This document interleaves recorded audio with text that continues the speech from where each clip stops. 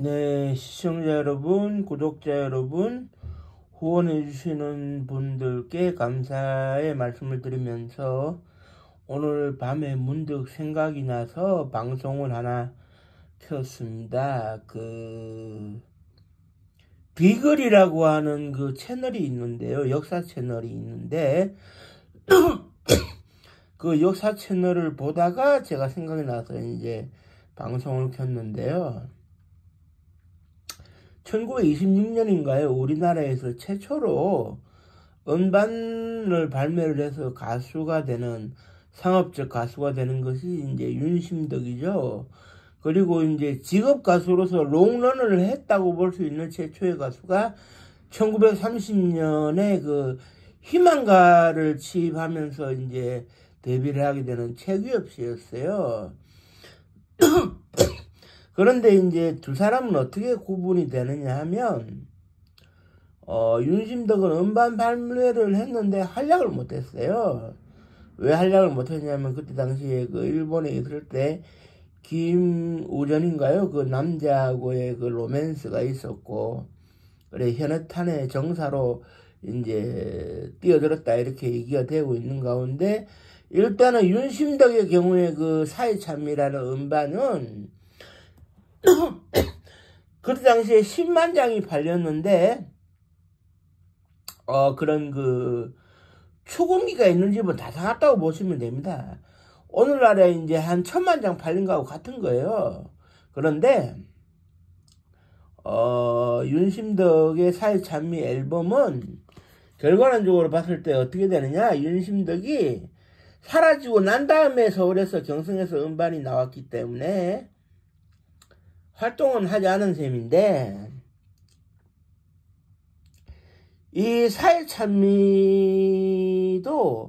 활동과는 별개로 자작곡이 아니죠.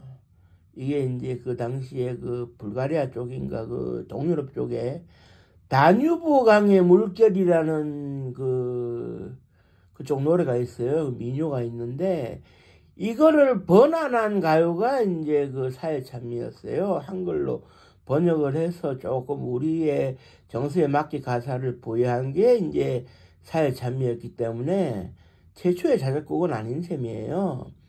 최초의 자작곡은 그러면 언제 나오느냐? 1930년에 강남다리라는 노래가 처음 나와요.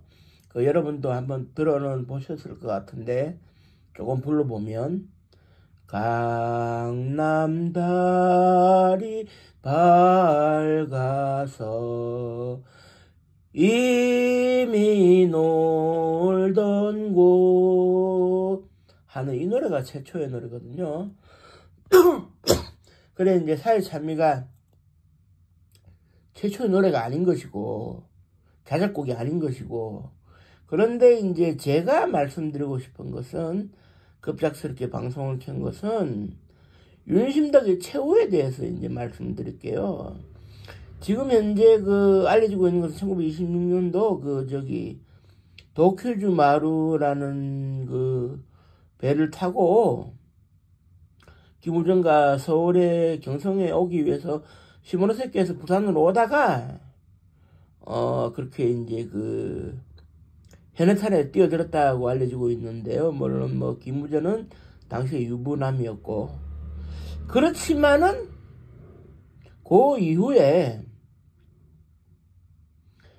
윤심덕이가 진짜 배를 탔는지가 좀 의문일 수도 있어요. 그때 당시에 현해탄에 이제 뛰어내리는 게 이제 배 위에서 뛰어내리는 게 어렵지는 않았을 것 같습니다만은 관리도 되고 있었던 상황에서 무작정 뛰어내리는 게 힘들었을 수도 있고, 그때는 일일이 인원 점검을 할 때이기 때문에 승선권과 탑승자가 일치해야 탈 수가 있었거든요. 요즘처럼 단순하지가 않았어요. 일제가 감시를 하고 있었기 때문에. 그래서 윤심덕이가 실제로 탔는지, 윤심덕이의 표로 다른 사람이 윤심덕인 양 탔는지 알 수가 없어요. 표를 끊었다는 것만 나오지. 그리고 그 이후에 쭉 볼 것 같으면은 만주에서 목격이 됐다, 뭐 이탈리아에서 잡화점을 운영하고 있었다, 이런 등등의 이제 제보들이 나오는 걸로 봐서는 100% 윤심덕이 배를 탔다라고 말하기조차 어려운 상황이에요. 그렇기 때문에 윤심덕의 최후에 대해 가지고는 우리가 단정지어서 말을 할 수는 없는 거죠.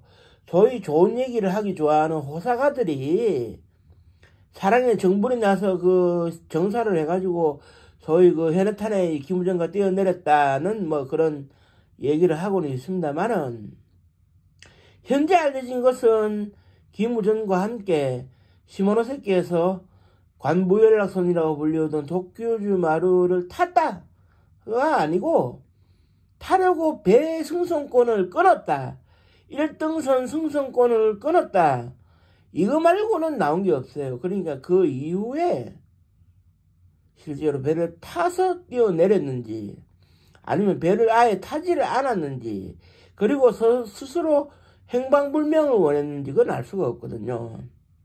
그렇기 때문에 윤심덕의 최후에 대해서는 정확하게 알려진 게 없을 뿐만 아니라 좀 더 조사가 필요하겠죠. 연구가 필요하겠죠.